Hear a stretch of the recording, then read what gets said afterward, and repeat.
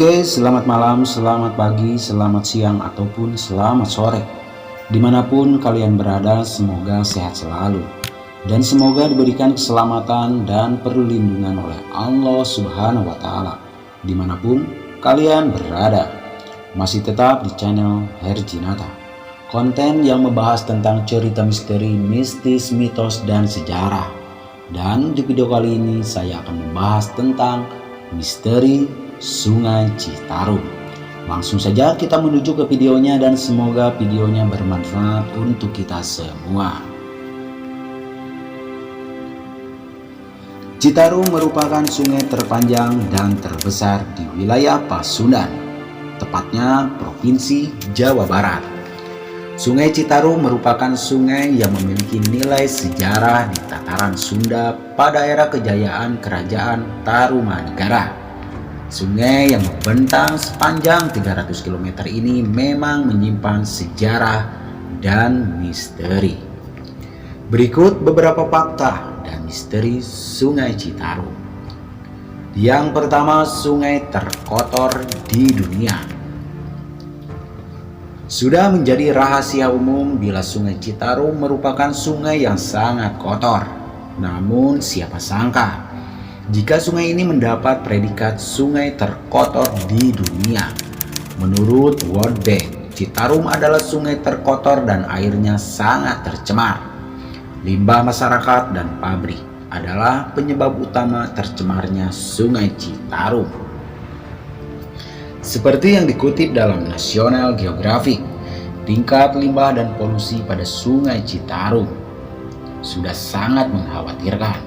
Penelitian menunjukkan bahwa air di sungai ini mengandung bahan kimia beracun, di mana kandungan kimia dalam air sungai ini 1000 kali lipat lebih tinggi dari batas air minum aman di Amerika Serikat. Fakta-fakta ini membuktikan bahwa air di Sungai Citarum sudah tidak layak dikonsumsi. Namun, warga di bantaran sungai ini memang menggunakan air sungai ini dalam kehidupan sehari-hari. Oleh karena itu, warga yang menggunakan air Sungai Citarum sering terserang penyakit kulit, pencernaan, dan lain sebagainya. Yang kedua, Munding Dongkol, penunggu Sungai Citarum. Misteri Sungai Citarum yang berikutnya berhubungan dengan makhluk yang diyakini sebagai penunggu Citarum. Meskipun cerita ini masih sekedar mitos belaka, tetapi banyak masyarakat yang mempercayai keberadaan Munding Dongkol, makhluk berupa siluman kerbau yang tinggal di sungai ini. Munding Dongkol digambarkan sebagai sosok siluman kerbau yang tanduknya patah dan terlihat menggelantung ke bawah. Kemunculan Munding Dongkol biasanya adalah suatu pertanda bahwa air sungai akan meluap dan menyebabkan banjir. Konon, Munding Dongkol akan terlihat berenang di tengah sungai dari arah hulu ke titik batas kekuasaannya. Meskipun tak pernah ada yang melaporkan bahwa Munding Dongkol ini mengganggu manusia, tetapi tentu saja kita akan merasa kaget sekaligus merinding jika benar-benar melihat sosok aslinya. Yang ketiga, ikan aneh di Sungai Citarum.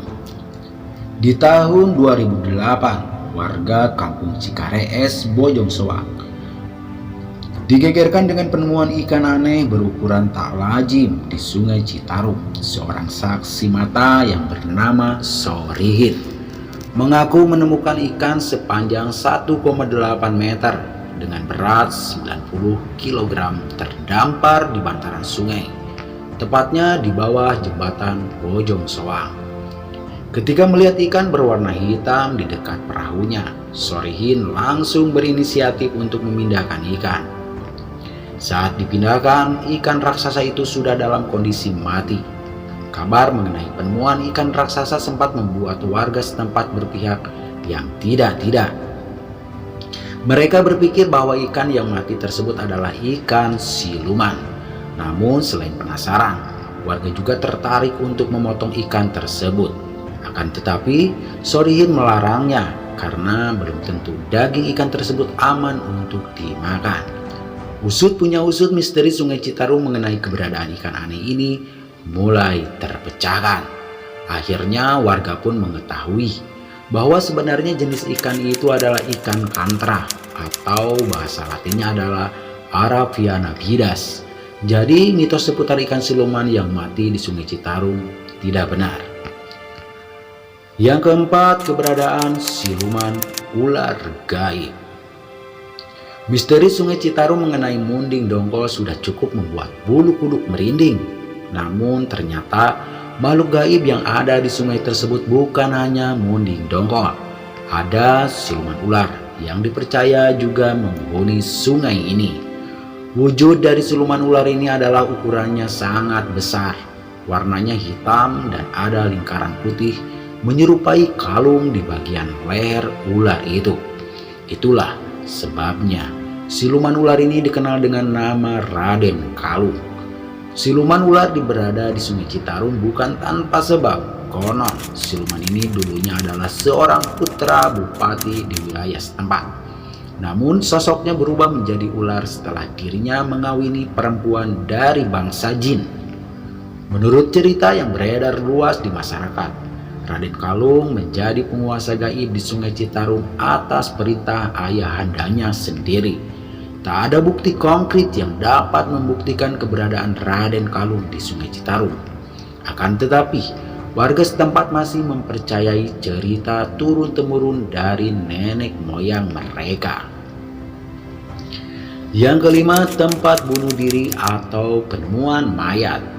Kasus bunuh diri di Sungai Citarum memang tidak banyak, tapi ada saja beberapa kasus bunuh diri yang menarik perhatian masyarakat.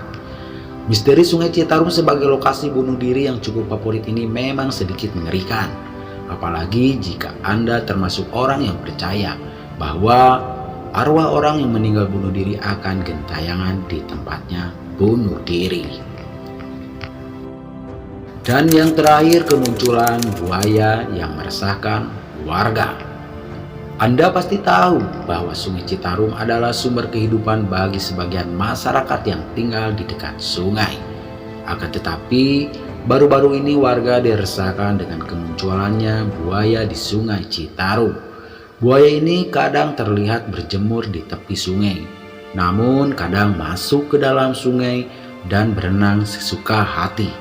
Tentu saja, keberadaan buaya besar ini sangat meresahkan warga.